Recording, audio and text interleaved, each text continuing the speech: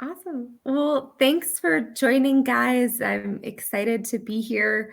I know for some of you it's pretty late, and for me it's pretty early. So, but I'm glad we could find some time to connect. Um, I am going to share screen and I have a presentation. In the demo, I couldn't see the chat very well when I was presenting. So just know I'm going to leave time at the end for questions. And if I miss something in the chat while I'm presenting, I'll try to kind of go back through and catch it at the end and answer everything as it comes up. Okay, so I'll share my screen. And all right, can you guys see that? I'm hoping you can see that. I'll exit out to confirm. Yes, everybody could see it. Okay, then I'm going to go back and present. Perfect. So my talk is called Hiring Hacked Using LinkedIn Like a Pro. I imagine a lot of you have a resume. You probably have a LinkedIn as well. But I've been really surprised. A lot of people I talk to invest all their time in their resume and not their LinkedIn. And it's kind of a missed opportunity because most recruiters are using LinkedIn really heavily to find talent. So I'm going to talk a little bit more about what recruiters see in LinkedIn and how you can build a profile that's optimized. So this is me. I have been working in security for 6 years. I'm a yoga teacher. I have my coffee next to me right now. I'm a science fiction reader, and I'm the recruiting manager at Bishop Fox. Okay, so I kind of went through this a little bit, but we'll talk about what are kind of the search tools that recruiters have that we pay for. We pay kind of a lot of money to have these tools, so they're really not accessible unless you're a recruiter. So I'll show you what the recruiters see so that you can build a LinkedIn profile that can kind of speak to the things the recruiters are searching. Okay, so the views actually changed a little bit recently, but this is still a pretty good window of what recruiters can see in LinkedIn. You can see on the side of that screenshot, we can search by job titles, location, workplace types, and that means remote versus in office. We can type in different skills. We can search by companies, by universities, by industries, and then we can search anything using keywords. So a lot of different ways to run a search. And then you could see in the corner, there were some additional, the spotlights, some additional filters, and the updates to LinkedIn Recruiter have these even more prominent. So those spotlights are open to work. I think a lot of it's either the banner on your profile or just selecting open to work, but making that visible only to recruiters. And then the one that you might not know about is there's another filter that's are more likely to respond or have company connections. And that means you answer messages, you respond to connection requests, and you're generally active on LinkedIn. So, and then another kind of factor that they use to determine if you're in the spotlight is do you have company connections? So are you a first degree connection of employees? And then also, are you engaged with the talent brand, which is do you follow the company? Do you engage with the company's posts on LinkedIn? Have you clicked on one of their job posts before on LinkedIn? So those are all kind of things you can think about when you're trying to stand out in a career search. And then we talked about this a little bit, but there's a lot of advanced filters as well. So make sure you are filling out things on your profile, like what languages you speak, making sure that you are actually putting all of your experience into LinkedIn so that there is a good window of your years of experience and the companies you've worked for and the titles that you've held. And then, location, that's one you might have to think about, like, um, because recruiters will search by location. Maybe they need somebody in an office, um, and then location will help them with that search. Okay, so um, I know I ran through a lot of stuff right there, and I'll kind of pause and we can look at I'll kind of look at those questions at the end. Um, but let's kind of talk a little bit more about keywords. So we talked about some of the things recruiters will search for and what you can do there. So my first tips for like recruiter searches are just being active on LinkedIn, like sending connection requests, responding to connection requests, posting. If you are actively looking for a job, make sure you turn that on to your LinkedIn profile. You don't have to turn that open to work banner on, but do select open to work so that you come up as one of the like first search results. And then if you want to work at a specific company, make sure you're following that company on LinkedIn, and maybe making connections with employees there, or like liking and commenting on their posts. Great. So then going like a step beyond that, um, if recruiters still have a lot of candidates that come up in a search, they're going to try to make that search more specific. And the way that they usually do that is by searching skills and keywords. So I took a little bit of a job description from my company, and you can see that on the screen. So what I would recommend is kind of going through this job description, and if you have any of those skills, make sure they show up on your LinkedIn profile. And then in those places where you get to write about your experience, make sure you're using some of the keywords in the job descriptions you're interested in your experience section, so that when recruiters do those keyword searches, those words are showing up on your profile. And this is easier than ever because you can use ChatGPT, right? So like you could copy and paste this into ChatGPT and say like, what are some of the main keywords coming out of this job description? And you could do that across multiple job descriptions and see what keywords come up the most, and then make sure you incorporate those into your LinkedIn. Okay.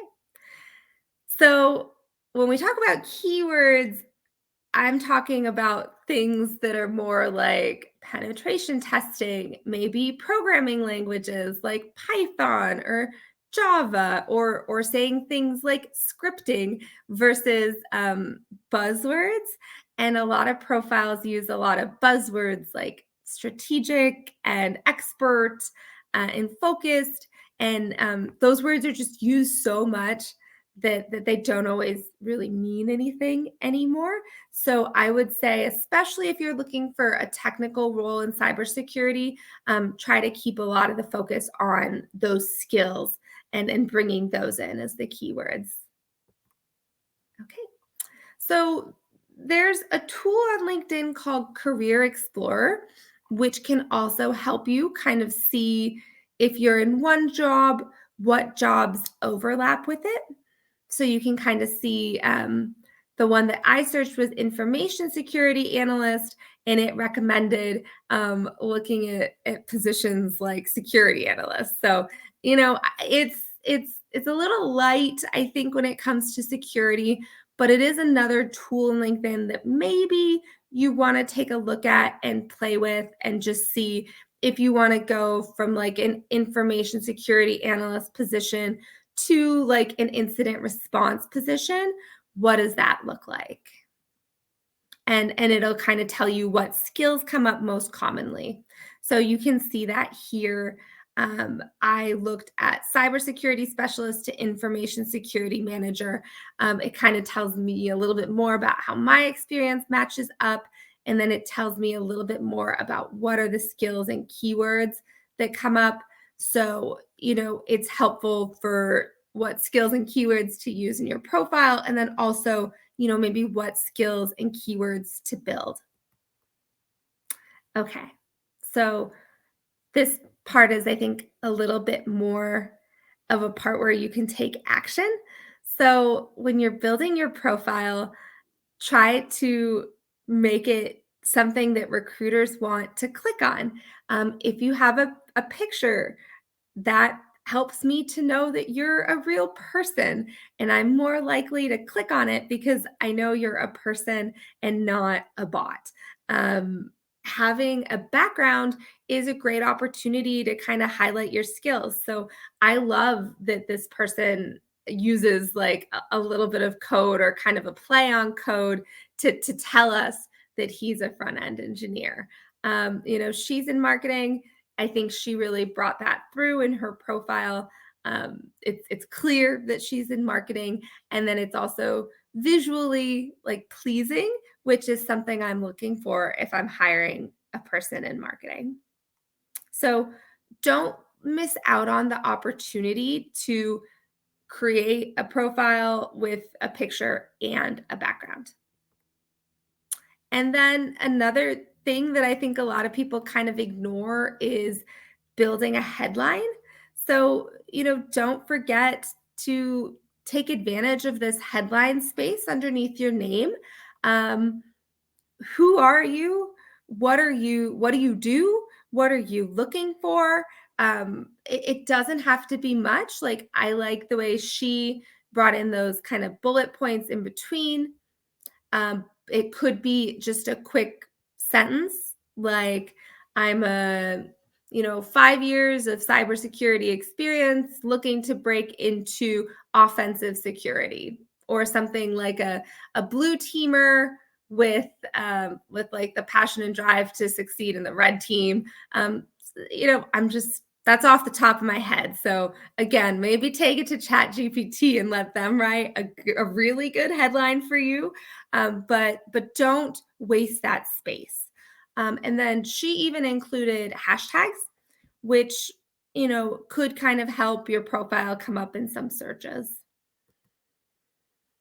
Yeah, so that's a recruiter I've worked with. She's no longer open to work, but she did not have the open to work banner on her profile, but I could see it in my recruiter search, and that helped her come up in search results at the very top. So, whether you use the banner or not, do take advantage of that if you're actively job searching. And then another thing to keep in mind is like, if you are investing this time in your LinkedIn, please put your LinkedIn on your resume and include it if the application gives you an opportunity to like include it. Please do include it, because I regularly, if I see a resume and I have some questions, I will go to the LinkedIn profile. And if there's more information there, that means I'm more likely to move them forward to an interview. If you're going to put it on your LinkedIn, you might want to customize your URL. So if you have like a really long URL, you can shorten that. And that is one of the things you can do in the settings on LinkedIn. So I recommend that if you're going to invest some time in your profile. And then you do get the skills are like pre-populated by LinkedIn. So you can't totally put in anything, but there's tons of skills to choose from. So I do recommend looking through those skills and putting in at least 10 to 15, but I believe you're allowed to put up to 30 skills in your profile. So I recommend using every single skill they'll let you put in, so that you have the best chance of showing up in searches. Cool. And then as a recruiter, I do look for recommendations. These are some recommendations that I've received.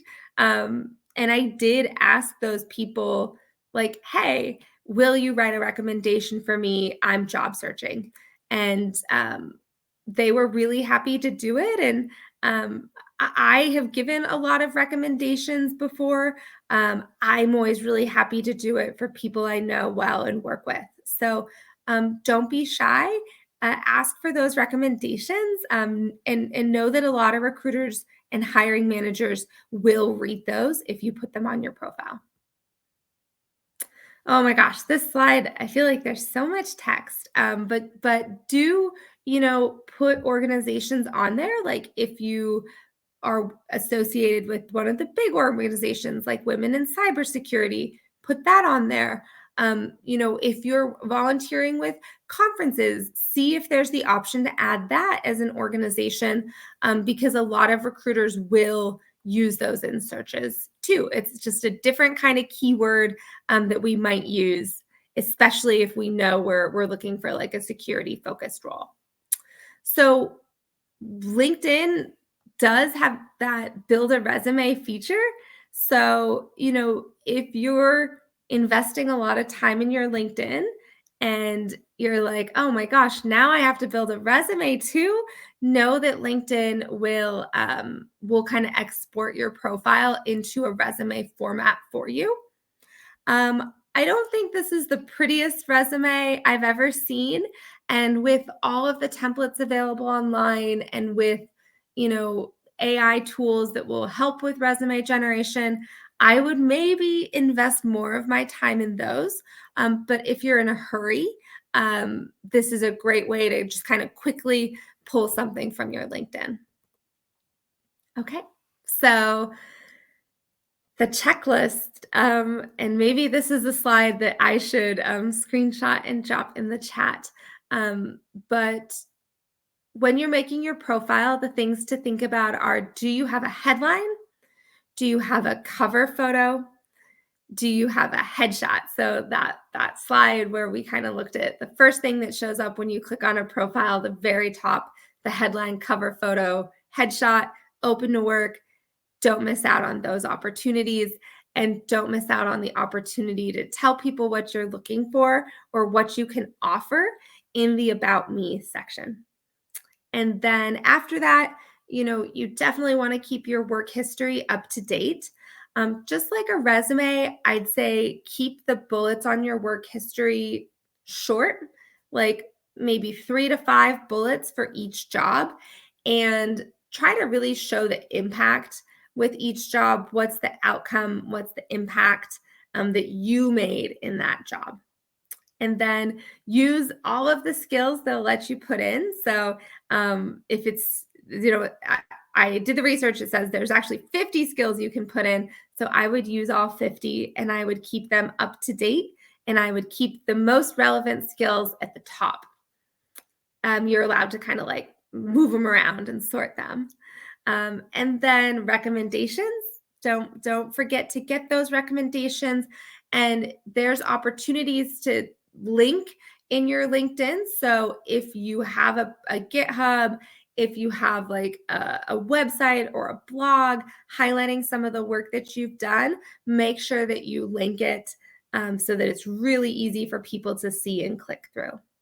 And then, certifications are something we definitely search for. So if you have any awards or certifications, conference participation, definitely get those updated so that we can search them. And then make sure your LinkedIn reflects your interests. So follow the companies and the people that bring you closer to the job you're looking for. Awesome. So that is, I went really fast because we only have 30 minutes. So that's everything I have. I will pop out and I will stop sharing. Okay. Well, what questions do we have? What questions do you guys have for me? Is there anything else I can show you or tell you? Hey, Kaitlin. Hi. Hey. Hey, so that was a very wonderful presentation, Kaitlin, and thank you so much for sparing your time, and especially since it's like you mentioned, it's super early for you, and yeah, thank you so much for being here. Yeah, I feel worse for you guys because I know it's getting late for you. So my day is just starting. It's not a problem for me. Yeah. Yeah, but I'm sure it's been super helpful for everybody who's been attending the session. So it's definitely worth it. Mhm. We have like a lot of questions, Caitlin. I'm going to quickly bring all of them to the stage one by one so that you can Okay. answer them.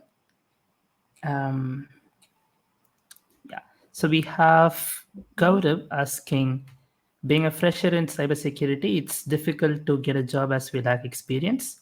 Mhm. What's your suggestion for a beginner like me to land up with a good job? Yeah, it is really difficult. You're not wrong. When we open more entry level roles, we get a lot of applicants. So my advice is, even if you don't have an internship or a job, treat your time like you do. So spending time on like Hack the Box, Vulnhub, the Portsfigure Academy. There's so many, I think, platforms out there that let you test and build your skills. Those are, I know, more offensive focused. If or like pursuing certifications. I think if you're still looking for a job, the more you can kind of do to build your skills so that when you do get an interview, you have something to talk about. And, when we talk about work experience, I understand if a student puts like a bug bounty program as work experience. If they've spent the last 2 years on HackerOne and they put that as work experience, I understand that, they're just trying to get something to talk about on their resume or on their LinkedIn. So, know that you can kind of use any of those things as work experience too, and it'll just all kind of take you a step closer to something finally lining up. I know it's really hard. Yeah, thank you so much for Yeah. answering that. Next, we have a question from one of the members at IW itself. Sanaksha asks, do recruiters also check if a person is posting frequently on LinkedIn? I Like this, yeah. mhm. I will sometimes see what people are posting. I'll click. Um, I also think if you're posting regularly, you're more likely to have an interesting post, and then people will like connect with you because what you're saying is interesting.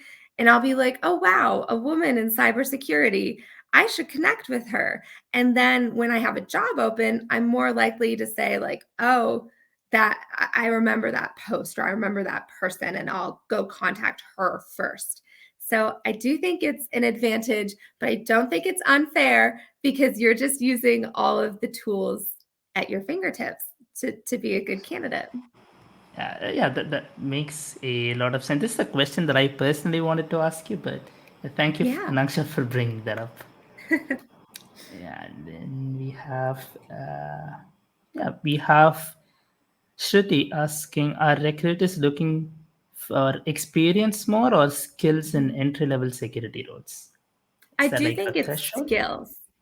Yeah, I do think it's skills. I don't expect you to have a lot of experience, but if you can show me in your LinkedIn and your resume that you have the skills, that's what we will hire for. And when we interview you, that's what we will test. So if the experience helps you build the skills, great. But if you can show me in your profile that you have those skills, then it doesn't matter to me necessarily if you've worked somewhere before or not. Cool. Yes. And we have another question from Vikas. Vikas asks, do certifications play a huge role more than our projects or work for getting jobs? Asking because each one costs very much. I know they're really expensive. I would say that they don't. So I know a lot of the security folks that I work with, they would rather see your projects. They would rather see you did something really cool on GitHub or that you have a personal blog and a home lab, and that you're doing really interesting stuff there, they're more likely to click through and look at that and be impressed than like, oh, you have an OSCP. But I always tell people a lot of recruiters don't understand the roles they're hiring for very well. So then the recruiter might go looking for the OSCP. They might use that as like a keyword because they're like, oh, that's a good certification. So if you're going to get certifications, focus on the ones that are really the most prestigious, and those are usually the ones that are the most searched. So I would go for the big certs. If you're going to spend the money and the time, those will be the most helpful. And if you don't have the money, then focus on the projects and the work and making that really clear in your LinkedIn and your resume so it tells that story. Yeah, a wonderful, wonderful piece of advice for us. Thank you. Next, we have Rahul asking, this might sound repetitive, but what's your take on how to deal with companies who ask for unrealistic experience and requirements? Yeah, I see this a lot. And it's so tough. I do think, if you have a connection at that company, if you are able to like interact with the hiring manager or a member of that team at the company on LinkedIn or otherwise, sometimes companies will still hire even if you don't meet all of their requirements. And it's even easier if you have like a referral, or if you are able to send a message to someone on LinkedIn and they accept it, that they might then also kind of be like, oh, we should talk to this person, even if they don't meet all the requirements. I think the other thing is like, it's up to the people who are more senior in the industry to keep trying to change that. And I think there's a lot of conversation, and that the change is going to keep coming because sometimes it is really unrealistic. Yeah, wonderful again. Now, since you Yeah. had mentioned referral, we have another question in the same line. Shruti again Yeah. asks, how would you suggest a security enthusiast to ask for a referral for a company in a non-overwhelming way? Mhm. For example, asking for a discussion and guidance session with someone senior who's already in a company that I'm targeting. Yeah. So I do think it helps if you, so maybe there's somebody who is at a like, let's say they work at, I know this isn't real, but like HackerOne, right? And you see that they post a lot on LinkedIn.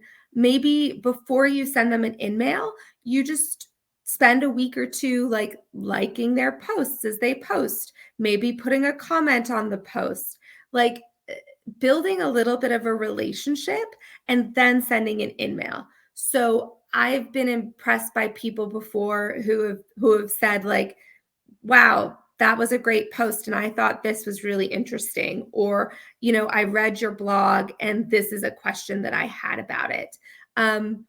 That is like, I'm more likely to respond to that than somebody who's just like, hello, I'm looking for a job, your company seems interesting, please talk to me. So I think it's just like anything, you want to build a relationship before you ask for something. So I would think about that. And Discord is great too. Like if a company has a Discord server, have you joined it? Have you interacted with the moderator? Like I know at Bishop Fox, our social media person does, she will tell me like, hey, this person's really active in the Discord, they have a question, will you answer it? Or they want to talk to you about something, will you talk to them? And I'm like, yes, I will, because they interact with us a lot in the Discord. We have a relationship. Yeah, fantastic, fantastic, brilliant, Kaitlin. You guys are so nice to me. You got to stop being so nice to me. And we have Tuhin asking, Mhm. I worked with a couple of startups during my college. In some of them, I worked as a managerial position as well. Do you think it's worth adding them to LinkedIn profile? Yeah, absolutely. I think Any experience you have, put it on there. And then, maybe I start taking experience off when it's like maybe when it's like 10 years old. That's when sometimes I'll start taking experience off, or just listing the title, but not listing any bullet points. At some point in time, if you have a lot of stuff on your profile, you might want to shorten it.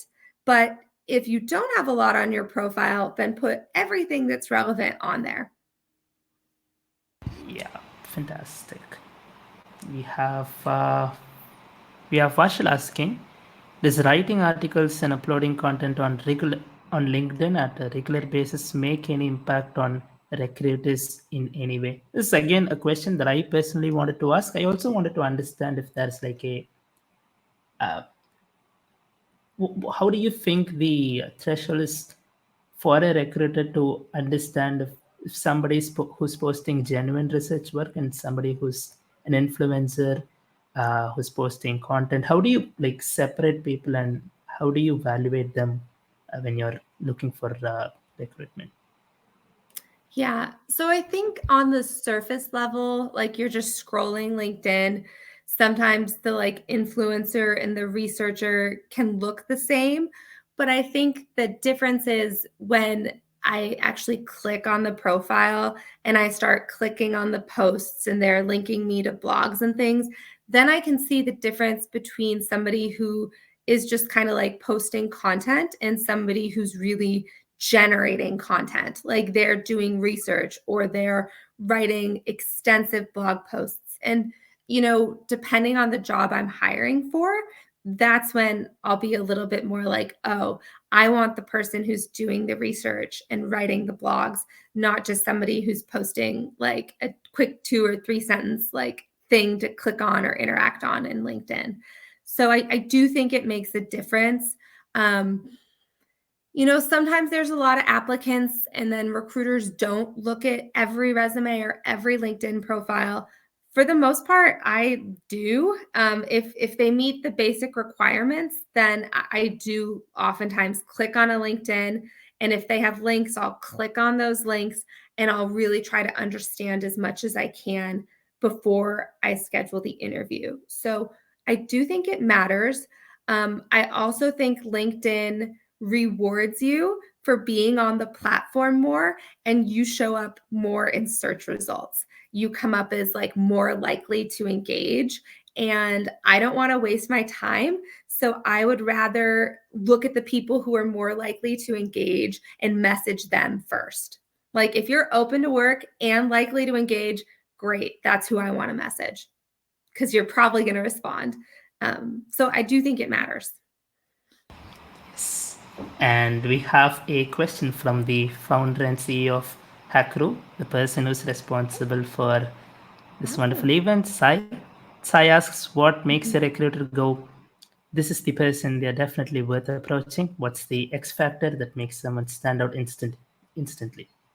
Yeah. Oh, I feel like when I talk to somebody, I can tell in 5 minutes if they have the X factor. And for me, like when I'm talking to them, the X factor is that they are really passionate about what they're doing. Like if it's marketing, they really love marketing and they care and they want to talk about the problems because they have a lot of ideas for the solutions. If it's pen testing, it's somebody who's like, the first time I realized I could like get into the source code and I could find problems, like my whole life changed. Like those are the people who I know are going to be really fun to work with because they're going to keep learning. So I think for me, one of the X factors is like, once you get the job, are you just going to do the job and go home? Or are you someone who's also going to be like listening to an audiobook on your commute about like what's new? Are you going to be scanning Reddit and Discord to see like what is the newest exploit? Like how can we protect ourselves or how can we exploit it? Like the X factor for me is somebody who likes what they're doing so much that they're always going to be staying on top of it.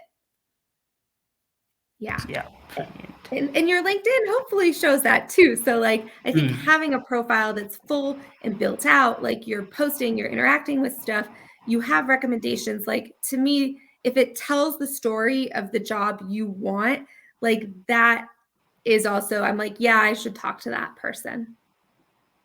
Cool. There's a bunch of questions on the line on moving to US, working remotely, etc. So I'll just club them together and answer that as a single. Yeah. There are people who are asking if it's possible, at least from India, to work remotely for a company at any other geographical location. How does the visa thing work? How does the sponsorship thing work? Any special Yeah. skills that we should highlight, etc. So I am hearing of more companies who are opening operations in India or hiring remote employees in India. So I think, especially with the US economy being a little shaky, a lot of companies are going to look at India more, whether those people come into an office or they're working remote. We will see. My company expanded into Mexico a couple of years ago, and all of our employees there are fully remote. And I know that we've had conversations like, do we look at India next? Like, what does that even look like? And so I think a lot of companies are having those conversations, and more of them will be hiring in India in the future. I think coming to the US with a visa is like so hard, but not impossible. And I think those like starting with a degree in the US always helps. Yeah, I'm sure. See, there are a lot of wonderful folks at India, and definitely Yeah. that'll be worth it. We know We there's a have lot of technical talent there. So I think if we hire like a lot, we're going to have to look beyond the places we already hire. And I know like other big companies are already doing that. yes, right. Yeah. We have another question from Sai as well. Also, Mhm. what makes a technical recruiter the best? How does Mhm. one identify the kind of recruiters? Asking from a founder's perspective. Wow. Yeah, that's a good question. I think that good recruiters are they're smart people. They're not just good at interacting with people, they're good at asking questions. So if I was interviewing someone, I would really want them to ask me a lot of questions like, what is your business? What are the problems you're facing? What kind of people are you hiring? What makes a really good hire? Like they should have a lot of questions for you, because as a recruiter, like I might hire for 50 different roles, and I'm not going to be an expert at every one of those roles, but it's my job to ask a lot of questions so that I can be like a tiny piece of an expert, just enough to help find the right people and get them in front of the experts. So I think a good recruiter is really curious, and they're smart enough to like grasp all sorts of different roles and technologies. And then also like they should like working with people, because we talk to people all day. So you want somebody who's going to enjoy that and be nice at 8 a.m. and also at 5 p.m. Yeah. Wonderful again, Caitlin. Yeah. So I think we are. Oh, we have another question. Might be off the topic, but why many companies prefer work from office instead of work from home when you can do the Yeah. same job in home, reducing company expenses? Yeah. So that's a really interesting question. I've been thinking about that a lot lately. Um, One thing that I saw at my company is that surprisingly, a lot of people liked working in the office. And when we stopped working in the office, people didn't like feel connected to their coworkers anymore. And when we worked in the office, we were a lot more likely to just go to somebody's desk and be like, wait a second, what are you hacking? That looks crazy. How did you do that? And like people learned a lot from each other, and we like ideas moved really quickly because we were talking to each other in the same room. And then when we started to work from home, it was harder to learn and it was harder to like share ideas and solve problems. So I think for some companies, the reason why they want people in the same place is it's a little easier to solve problems. It's easier to train juniors, and there's a lot of opportunities to share when you're together. But I agree that like realistically, working from home makes it a lot easier for a lot of people to be in the workplace because we can't all live in these cities that have offices. So as a recruiter, one of the things I talk about with leadership is, when we hire remotely, we're going to get more talent and more diverse talent because not everybody can come into an office or live in the city where we have an office. And I think a lot of like founders understand that too. Yes, thank you.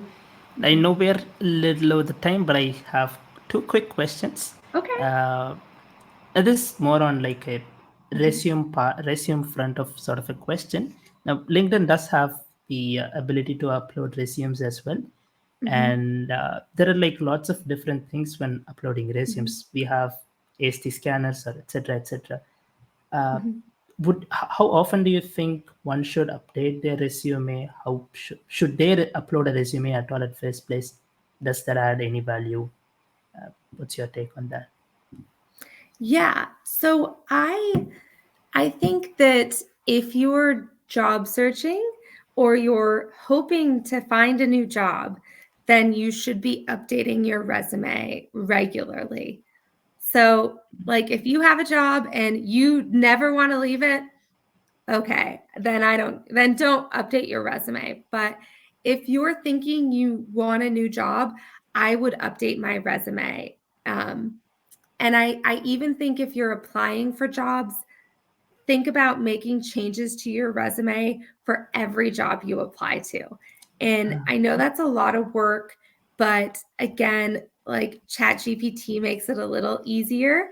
So, make sure you're telling the truth, but depending on the job, there's some bullets you add and some bullets you take away to help the recruiter and the hiring manager see that you're a good fit.